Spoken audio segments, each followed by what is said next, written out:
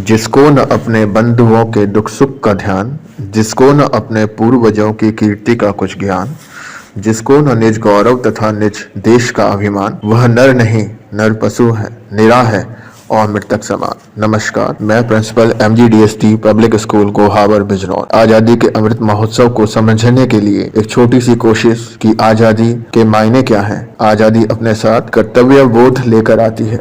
मंगल पांडे, झांसी की रानी, तात्या, लाल, बाल, पाल, मुंडा, अल्लूरी, सुखदेव, भगत, अशफाक, राजगुरु, नेताजी और न जाने लिखित अलिखित कितने ही इस बलिवेदी पर कूद गए। देश को गुलामी से बाहर निकालने के लिए हम सफल रहे, लेकिन हमें अपनी आने वाली पीढ़ी को यह बताना होगा कि इसे किस प्रकार एक धागे में पिरोकर रखना है। देश हमारी अस्मिता पहचान है, इसे बनाए रखना प्रत्येक नागरिक का दायित्व है। ले चलते हैं आपको कहानी हिंदुस्तान की पर। शुरुआत करेंगे द रिवॉल्ट ऑफ 1857 से।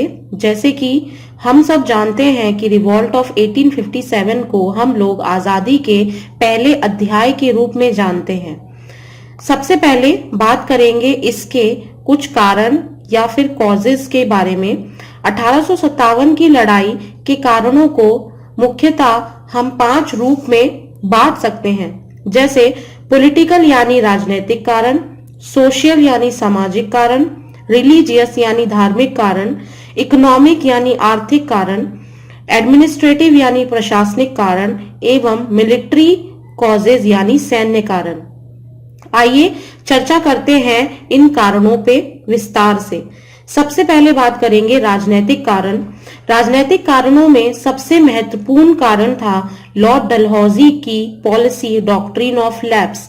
इस पॉलिसी के हिसाब से इंडियन रूलर अपने अडॉप्टेड संतान को अपना उत्तराधिकारी नहीं बना सकते थे, जिसकी वजह से इंडियन रूलर में बहुत ज्यादा गुस्सा और इनसिक्योरिटी आ गई थी।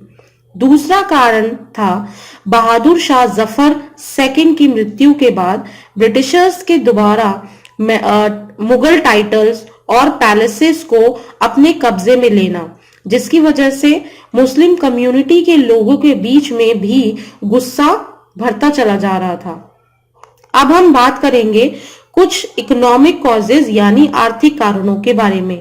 इन कारणों में मुख्यतः यही था कि इंडियन गुड्स पे हैवी टैक्सेस लगाना, मनी लैंडर्स या ट्रेडर्स को परेशान करा जाना, उनकी पेमेंट ना देना, इंडियन हैंडीक्राफ्ट इंडस्ट्रीज का ब्रिटिश पॉलिसी के कारण तबाह हो जाना, ये कुछ कारण थे जो इकोनॉमिक कारणों के अंदर आ सकते हैं। अब हम बात करेंगे एडमिनिस्ट्रेटिव कॉजेज यानी कि प्रशासनिक कारणों के बारे में। प्रशासनिक कारण में सबसे मेन इंपॉर्टेंट कारण जो पता चलता है वो यह था कि उस टाइम पे ज्यादातर ब्रिटिशर्स को ही जो ब्रिटिश आर्मी में थे उनको सबसे हाई पोस्ट या जो सैलरी जिन पे ज्यादा होती है ऐसी पोस्टों पे ज्यादातर ब्रिटिशर्स को ही नियुक्त करा जाता था, और इंडियन जो सैनिक होते थे उनको सिर्फ सोल्जर्स के रूप में दिया जाता था, ना उनको रिस्पेक्ट दी जाती थी ना उनको रिकग्निशन दी जाती थी, जिसकी वजह से इंडियन सोल्जर्स में भी बहुत ज्यादा गुस्सा था। अब बारी है इमीडिएट कॉज यानी कि तत्कालीन कारण जानने की। इसी कारण से लोगों का गुस्सा जो इतने समय से उनके मन में था वो बाहर आ गया और 1857 की लड़ाई की शुरुआत हुई। बात है 29 मार्च 1857 की, जब पश्चिम बंगाल के बैरकपुर क्षेत्र में ब्रिटिश सेना में नियुक्त भारतीय मंगल पांडे ने एनफील्ड राइफल को चलाने से मना कर दिया। कारण था उसका कार्टेज। एनफील्ड राइफल में कार्टेज को मुंह से निकाल के फायर करना पड़ता था, और उस समय यह अफवाह फैली हुई थी कि कार्टेज में काऊ और पिग का फैट मिलाया जाता है। ब्रिटिश सेना में जो भी हिंदू और मुस्लिम थे उन्होंने ये राइफल चलाने से मना कर दिया। मंगल पांडे भी उन्हीं में से एक थे। जब मंगल पांडे ने एजिटेट करा तो उनके सीनियर्स ब्रिटिश ऑफिसर ने उनको रोकने की कोशिश करी। इसके जवाब में मंगल पांडे ने उन पर फायर कर दिया, जिसमें एक ब्रिटिश ऑफिसर की जान चली गई। इसी वजह से अंग्रेजों को बहुत गुस्सा आया और 8 अप्रैल को मंगल पांडे को फांसी दे दी गई। यहीं से इस रिवॉल्ट की शुरुआत हुई और अन्य जगहों तक ये फैल गया। 1857 के कॉजेस जानने के बाद बात करते हैं इसके फेलियर के बारे में। आखिर क्या कारण रहे थे इसके फेलियर के पीछे?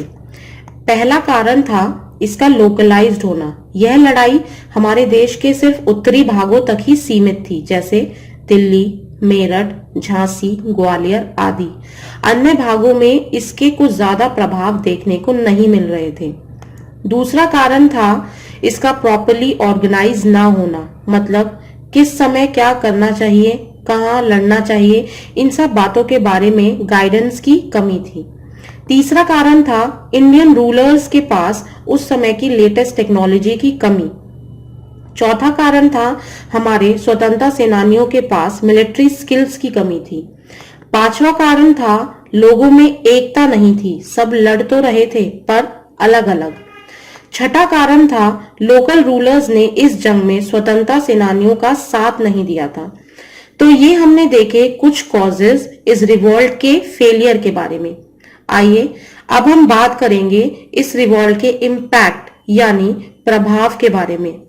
ऐसा नहीं था कि 1857 की लड़ाई पूरे तरीके से फेल रही थी। इस लड़ाई का इम्पैक्ट पॉजिटिव भी रहा और नेगेटिव भी। नेगेटिव इम्पैक्ट इस लड़ाई का यह रहा कि भारत का प्रशासन ईस्ट इंडिया कंपनी से हटकर अब क्वीन विक्टोरिया के हाथों में चला गया था, यानी कि क्राउन के हाथों में चला गया था। पॉजिटिव इम्पैक्ट आपका यह रहा कि इस लड़ाई ने सबको एकजुट होकर लड़ना सिखा दिया था। देश के अलग अलग जगह से लोग अब एक होकर स्वतंत्रता के लिए लड़ना चाहते थे। तो ये थी कहानी 1857 की। आई होप MGDSD फैमिली की तरफ से करा गया यह छोटा सा प्रयास आप सबको पसंद आया होगा। इसी के साथ मैं आप सबसे विदा लेना चाहूंगी। धन्यवाद। जय हिंद, जय भारत।